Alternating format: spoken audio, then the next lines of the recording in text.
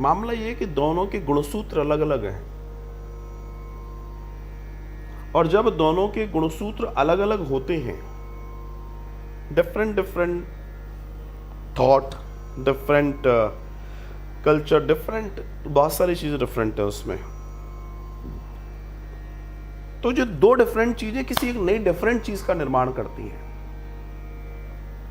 जब दो डिफरेंट चीजें मिलती हैं तो वो किसी एक नई डिफरेंट चीज का निर्माण करती है। लेकिन अगर दो ओरिजिनली चीजें मिलती हैं तो वो ओरिजिनल चीज का निर्माण करती हैं। मेरी बात को बहुत ध्यान से समझने का प्रयास करना, मैं क्या कहना चाहता हूं, क्योंकि आपने एक अच्छा प्रश्न पूछा है। मेरे अंदर जो गुण हैं वो मेरी पीढ़ियों से मुझे मिले हैं। आपके अंदर जो गुण है वो आपकी पीढ़ियों से आपको मिले हैं, राइट? उन गुणसूत्रों को कहां ले जाओगे आप, क्योंकि वो तो बेसिक में छिपे पड़े हैं। दूसरी चीज जो प्योर फॉर्म है गुणसूत्रों की, आदि अनादिकाल से हमारे फोर फादर्स लेते चले आ रहे हैं, संभाले और सहेजता से लाए हैं, उनका क्या होगा? ये विचार करने वाली बात है। पहले के समय में विवाह होते थे, इस तरह के विवाह होते थे, लेकिन वे विवाह हमेशा दो तरीके के नियमों के आधार पर होते थे। उस विवाह को बिल्कुल वर्जित माना जाता था जिसमें संस्कार अपग्रेड नहीं हो रहे हों। लाइक एक सक्षम व्यक्ति जब किसी को अपनी पत्नी बनाता है तो वो उसमें घुल मिल सकती है, उसके पास वो राइट्स हैं। लेकिन एक व्यक्ति जब डिमोशन होकर काम करता है, अब डिमोशन से आप अपना तात्पर्य लगा लीजिए, क्योंकि गुणसूत्रों की आपने बात की है, तो इस दर्शन में समवेयर एक बड़ी प्रॉब्लम ये आती है कि तीसरी चौथी पीढ़ी तक जाते जाते वो चीज खत्म हो जाती है जो ओरिजिनल रूप में होती है। सपोज कीजिए आपने आज इंटरकास्ट मैरिज की, फिर आपके बच्चों ने इंटरकास्ट मैरिज की, फिर उनके बच्चों ने इंटरकास्ट मैरिज की, फिर उनके बच्चों ने इंटरकास्ट मैरिज की। क्या होगा उसके बाद? आपका मूल जो है, आपका और आपके श्रीमान जी का, उनका जो मूल गुणसूत्र है, जीन, वो समाप्त हो जाएगा। अगर आप विज्ञान को पढ़ते हैं तो आपको वहां भी पता पड़ जाएगी मेरी बात जो मैं कह रहा हूं।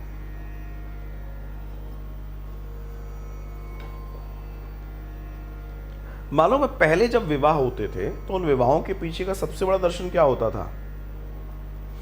उन विवाहों के पीछे का दर्शन होता था समाज को एक श्रेष्ठ संतान देना,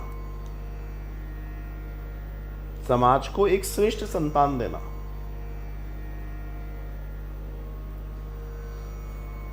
ये कोई सामान्य घटना नहीं है।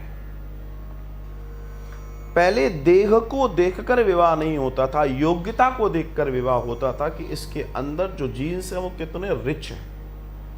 तो जब दो रिच चीजें मिलेंगी तो एक नई महान, उससे भी ज्यादा रिच चीज को डेवलप किया जाएगा।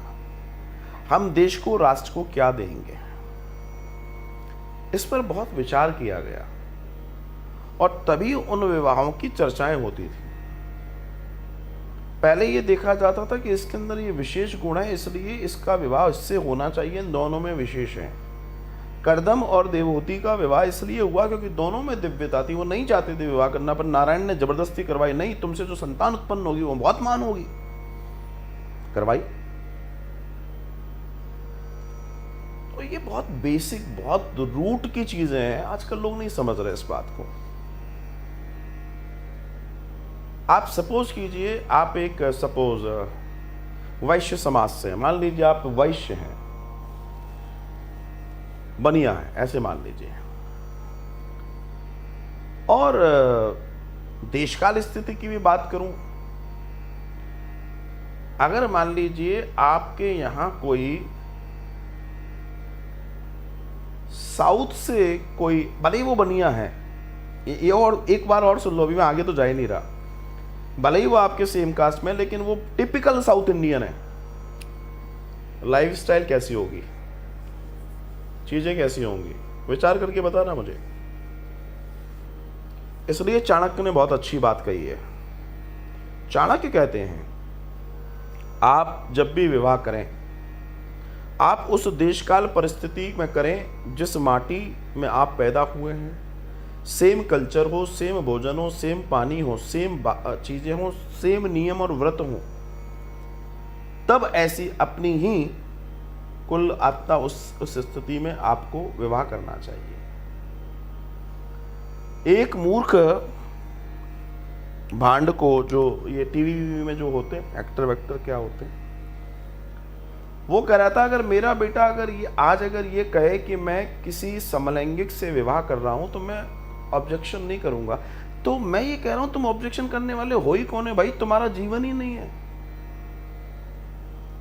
जो व्यक्ति रोज एक नया किरदार निभा रहा है तो उसका किरदार तो ओरिजिनल खत्म हो गया, वो खुद ही वो नहीं है जो वो होना चाहिए। इनका क्या धर्म कर्म है।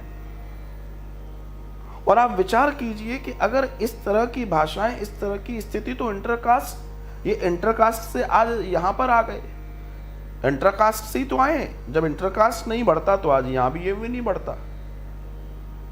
कल को ये होगा कि कोई कुत्ते से शादी कर रहा है, कोई बिल्ली से शादी कर रहा है, और विदेशों में ऐसा होना शुरू हो गया। आप पढ़िए, तो हम जा कहां रहे हैं, विचार करना। एंड आप इसको अन्यथा मत लीजिएगा कि मैं कहां तक की बात कर रहा हूं। मैं जहां तक की बात कर रहा हूं, देखिए ध्यान रखना, एक तीली जलती है उससे 10 तीलियां जलती हैं। हम अपनी भावनाओं में बह सकते हैं, लेकिन भावनाओं में बहकर एक चीज दिमाग में रखिएगा कि अपने मूल को अगर हमने खो दिया, सदियों से हमारे दादाओं, परदादाओं, बाबाओं ने न जाने कितनी पीढ़ियों ने बचाकर जिस मूल जीन को बचाए रखा है, हमने उसको खो दिया। अब हमारे पास क्या बचा? ये स्पेशली लड़कों को समझना है। मैं स्पेशली लड़कों के लिए बोल रहा हूं। लड़कों के लिए इसलिए बोल रहा हूं क्योंकि आप जिस कन्या को अपने यहां विवाहित करके ला रहे हैं, उसका आपके कल्चर से होबली होना बहुत जरूरी है। जाति तो अपनी जगह होनी चाहिए, लेकिन इसको भी देखना बहुत जरूरी है।